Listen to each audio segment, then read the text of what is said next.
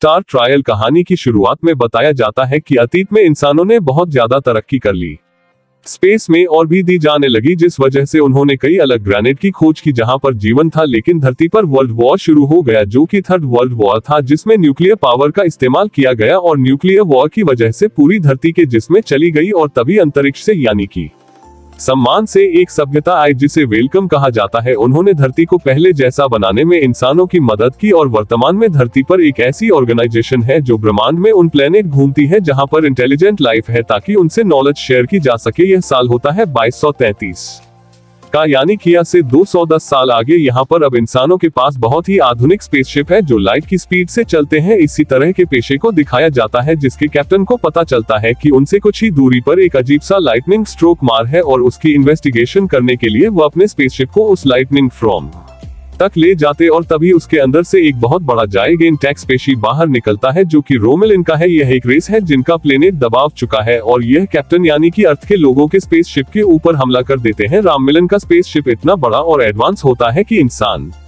का स्पेसशिप उनका मुकाबला नहीं कर सकता। राममिलन का जो फर्स्ट ऑफिसर होता है वो इंसानों के कैप्टन को कहता है कि मैं तुमसे मिलना चाहता हूं। इसके बाद कैप्टन अपनी फर्स्ट ऑफिसर को स्पेस का चैंपियन बनाकर खुदरा मूल्य के स्पेसशिप पर चला जाता है जहां पर से कई सवाल पूछे जाते हैं जिनके जवाब नहीं देता उसे मार दिया जाता है।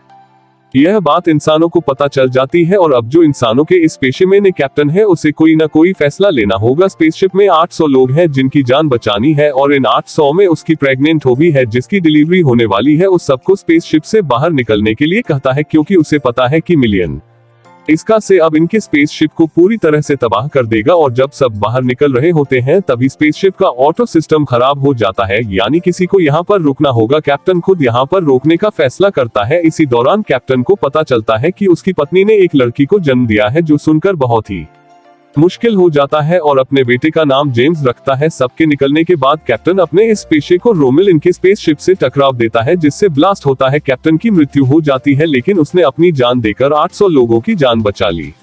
भी जाते हैं जहां पर हमें स्टॉक नाम के एक लड़की को दिखाया जाता है जिसके पिता तो एक वेलकम थे, यानी कि वो लोग जिन्होंने धरती को बचाने में इंसानों की मदद की थी। लेकिन उसकी मॉम में एक इंसान थी। सीढ़ियों से वेलकम साइंस एकेडमी में एडमिशन नहीं दिया जाता, बावजूद इसके क्यों भाव ज्यादा ब्रिलियंट होता है, इससे उसे बहुत दुख होता है। इसीलिए स्पोक स्टार खरीद को ज्वाइन कर लेता है जो कि इंसानों का है। उसकी काबिलियत को देखकर उसे फॉरेस्ट ऑफिसर बना दिया जाता है। दूसरी तरफ में जेम्स को दिखाया जाता है जो आज से 17 साल पहले पैदा हुआ था, जिसके पिता कैप्टन ने अपनी जान देकर 800 लोगों की जान बचा ली थी। एम्स बहुत ज्यादा इंटेलिजेंट है लेकिन कोई भी रूल फॉलो नहीं करता और तभी यहाँ पर स्टार शरीर के कुछ लोग आ जाते। जेम्स की उनसे लड़ाई हो जाती है। इसी दौरान कैप्टन भी आ जाते हैं जो जेम्स के पिता को जानते थे और जीएमसी बात करके और बताते हैं कि तुम्हारे पिता मात्र 8 मिनट के लिए कैप्टन बने थे लेकिन उन्होंने 800 लोगों की जान बचा ली। मैं चाहता हूँ कि तुम विस्तार से ज्वाइन कर लो कि तुम इंटेलिजेंट हो, तुम्हारे पिता की तरह तुम्हारे अंदर भी काबिलियत है जिसका तुम इस्तेमाल कर सकते हो।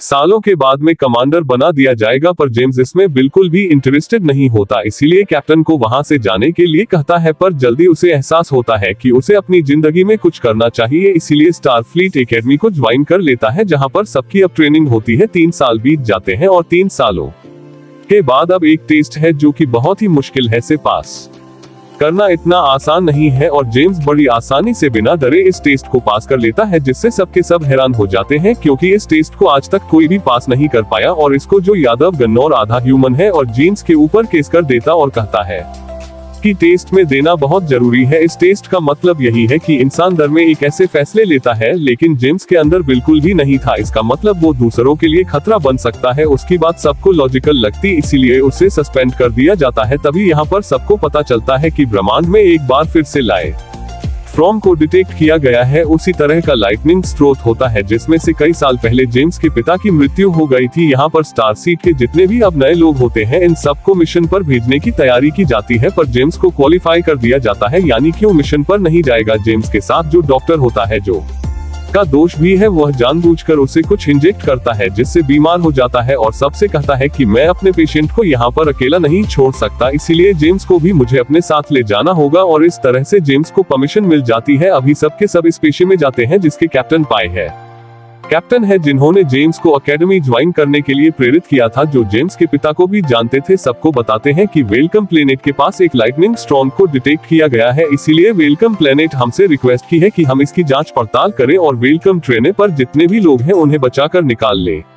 शैलेश पेशी बहुत बड़ा होता है जिसमें कई लोगों को रेस्क्यू किया जाता है, और जब जेम्स को इस लाइटनिंग स्टोन के बारे में पता चलता है तो वह कैप्टन के पास जाता और कहता है कि से कई साल पहले इसी तरह का एक लाइटनिंग स्टोन देखा गया था जिसके अंदर से रोमिलियन का स्पेस से बाहर निकला था, जिसने इंसानों के स्पेसशिप के ऊपर हमला कर दिया था।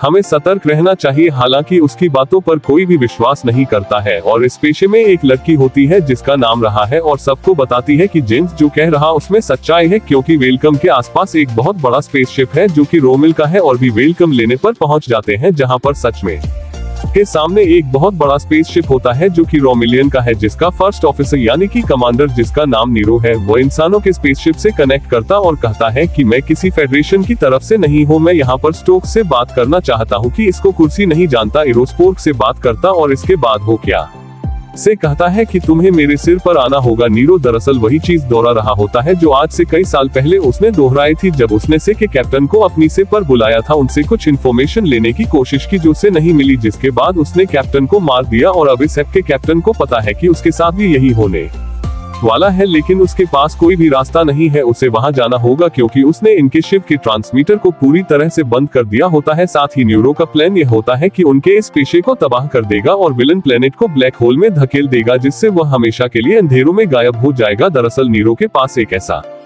पदार्थ है जिससे और ब्लैक होल क्रिएट कर सकता है, और अब कैप्टन जाने से पहले तो कुछ शेप का कैप्टन बना देती थी। जेम्स के साथ एक पेन बनाते हैं जिसमें जेम्स को अपने दो साथियों के साथ रोमिलियन के शेप के उस हिस्से में जाना होगा। यहाँ से वेलकम प्लेनेट के बीचों बीच एक ड्रिल कर रहे होते हैं, और अब कैप्टन रोमानियन के शिप की तरह निकल पड़ते हैं। वहीं चीन को दिखाया जाता है जो अपने दो साथियों के साथ उस ड्रिल वाले हिस्से में पहुंच जाता है और इनका एक साथी मारा जाता है। यहाँ पर न्यूज के लोग भी होते हैं, लेकिन जेम्स और उसका साथी उसे मार देते हैं और ड्रिल को बंद कर देते हैं। नीरू को जब यह बात पता चलती है तो उसे बहुत गुस्सा आता है, लेकिन अब इनकी जो ड्रिल मशीन होती है वह वेलकम प्लेनेट के कोर तक पहले से ही गड्ढा कर चुकी है, जिसके बाद न्यूरो अपने लोगों को आदेश देता है कि उस मैटर को जिससे ब्लैक होल क्रिएट किया जा सकता है उस हॉल के अंदर फेंक दिया जाए ताकि यह पूरा का पूरा प्लेनेट ब्लैक होल में समा जाए। एम्स अपने लोगों को बताता है कि रामिलन शिप से किसी मैटर को के अंदर गिराया गया है, और तभी उसका जो साथी होता है जिसका पैराशूट पहले से फट गया था वह नीचे गिर जाता है। एम्स उसे बचाने के लिए कूद पड़ता और उसे पकड़ लेता है। जेम्स अपने इस पेशे से कांटेक्ट करता और कहता है कि हमें तेल इंपोर्ट करके जल्द से जल्द सीप में लाया जाए, और बहुत स्पीड से नीचे गिर रहे होते हैं, इसलिए इन्हें रिपोर्ट करना इतना आसान नहीं है। लेकिन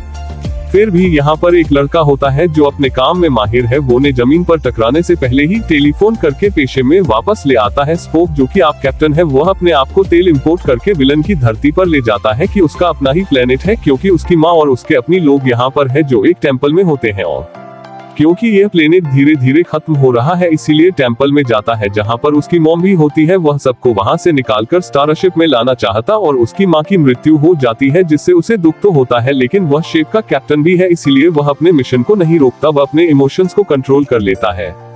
कहते हैं कि हमारे शेप का जो पुराना चैंपियन है वो अभी रामिलन के शेप में है, वहां जाकर उन्हें बचाना चाहिए। जो शिप का कैप्टन है वह साफ साफ मना कर देता, कहता है कि हम एक इंसान की जान बचाने के लिए सबकी जान को खतरे में नहीं डाल सकते। जेम्स की उसको की आपस में लड़ाई हो जाती है, इसीलिए स्टोक्स जेम्स को एक कैप्सूल में डालकर नीचे फेंक देता है जहां पर एक फ्रोजन प्लेनेट है। लैंड पर जेम्स के ऊपर एक बहुत बड़ा कीचड़ हमला कर देता है। जेम्स अपनी जान बचाने के लिए गुफा में चला जाता है जहां पर एक बूढ़ा आदमी होता है कि उसके लिए से जान बचा लेता है और कहता है कि मेरा नाम स्पॉट है, उसी को का बुरा रूप हो जो तुम्हारे शेप का कैप्टन है। जेम्स को उसकी बात पर यकीन नहीं आता और बोर्ड को उसे बताता है कि मैं फ्यूचर से टाइम ट्रेवल करके किसी तरह से पास्ट में पहुंच गया, और से 100 साल पहले जब मैं से का कैप्टन था तो मुझे इंफॉर्मेशन मिली थी कि एक स्टार में बहुत बड़ा ब्लास्ट होने वाला है, और ही ब्लास्ट इतना बड़ा होगा जिससे पूरी गैलेक्सी में जितने भी प्लेनेट से हैं वह सब के सब पूरी तरह से तबाह हो जाएंगे। अभी भी 100 साल पहले इंफॉर्मेशन मिली थी, जिसके बाद मैंने कैसे बेहतर बनाया जिससे ब्लैक होल क्रिएट किया जा सके। मैं बेहतर बनाने में कामयाब हो गया, और जब उसका में ब्लास्ट हुआ तो मैटर को मैंने उसमें डाल दिया ताकि पूरा का पूरा इस था और उस ब्लैक होल में समा जाए जहां पर ब्लास्ट हुआ था। वहां पर अवमूल्यन का प्लेनेट था। हमने उनसे वादा किया था कि हम तुम्हारे प्लेनेट को बचा लेंगे, लेकिन हम उनके प्लेनेट को नहीं बचा पाए, इसीलिए उनका पूरा का पूरा प्लेनेट तबाह हो गया। उस वक्त मैं अपने स्पेस में था, नीरू भी अपने स्पेसशिप में था, और जब ब्लैक होल क्रिएट हुआ तो हम भी उसके अंदर एंटर कर गए, और हम जब ब्लैक होल के दूसरी तरफ निकले तो हम अतीत में यानी कि 100 साल पीछे पास्ट में पहुंच चुके थे। नीरू इस बात से बहुत ज्यादा गुस्सा था कि उसके प्लेनेट को हम नहीं बचा पाए, इसीलिए मैं से बदला लेना चाहता था। उसने मुझसे मैटर छीन लिया जिससे ब्लैक होल क्रिएट किया जा सकता है, ने मुझे यहाँ पर इस फ्रोजन प्लेनेट पर छोड़ दिया ताकि मैं यहाँ से अपने प्लेनेट को देख सकूं, और आज जब उसने हमारे प्लेनेट को तबाह किया तो मैं यहाँ से नजारा देख रहा था जिससे मेरा दिल टूट गया। हीरो दरअसल मुझे वही महसूस करवाना चाहता था जैसा उसने महसूस किया था उस वक्त जब उसका पूरा प्लेनेट ब्लैक होल में समा गया था। एम को अब उसकी बातों पर यकीन आ जाता और समझ जाता है कि यह उसी के शिप के कैप्टन इसको का भविष्य का रूप है। दोनों के दोनों इसी फ्रोजन प्लेनेट पर उस कंपनी की आउटपोस्ट पर पहुंच जाते हैं जहां पर जेम्स काम करता है। यहां पर इनकी मुलाकात एक इंजीनियर से होती है, इसकी ड्यूटी यहां इस पोस्ट पर लगी होती है। जेम्स ओल्ड स्पोक से कहता है कि तुम भी मेरे साथ पेशी पर चलो ताकि तुम अपने यंग वचन को यानी कि इसको समझा सकूं। को कहता है कि मैं ऐसा नहीं कर सकता है, इससे भाव सारे बदलाव हो सकते हैं। जेम्स कहता है कि वो को मेरी बात कभी नहीं मानेगा, और को कहता है कि तुम्हें उसके अंदर के जज्बातों को बाहर लाना होगा कि एक वेलकम और कैप्टन के उसूलों के खिलाफ है। इसके बाद जेल से इंजीनियर के साथ अपने इस पेशे में आ जाता है जहां पर यंग को उसे देखकर बहुत हैरान होता है। वह अपने लोगों से ने पकड़ने के लिए कहता है। जेम्स कहता है कि तुम्हारे अंदर कोई भी मोशन नहीं है, तुम्हारा प्लेनेट तुम्हारे सामने तबाह हो गया, तुम्हारी माँ मारी गई, लेकिन तुम्हें इन बातों से कोई फर्क नहीं पड़ता। एसएसपी को गुस्सा आ जाता है और जेम्स को मारने लगता है। हालांकि जेम्स उस पर हमला नहीं करता, लेकिन वो अपने जज्बातों को कंट्रोल नहीं कर पाता और जेम्स को सबके सामने बहुत बुरी तरह से मारता है।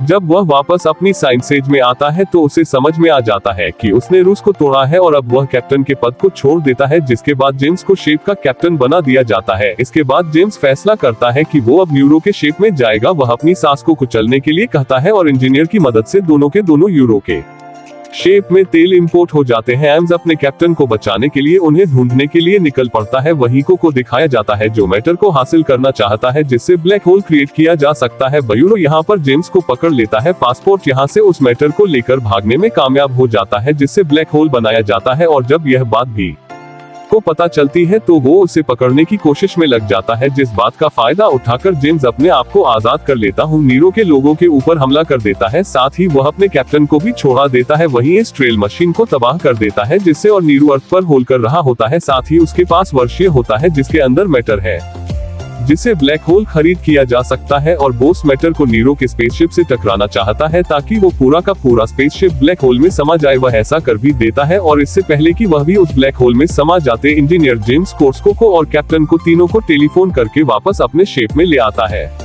और इसके बाद नीरो से बात करते हैं। कहते हैं कि तुम सरेंडर कर लो, हम तुम्हें और तुम्हारे लोगों को बचा लेंगे, लेकिन नीरो सरेंडर नहीं करना चाहता। जिसके बाद वह अपने स्पेसशिप के साथ उस ब्लैक होल में समा जाता है, और पर वापस आने के बाद जेम्स को शेप का कैप्टन बना दिया जाता है और स्पोर्ट को उसका फर्स्ट ऑफिसर और इस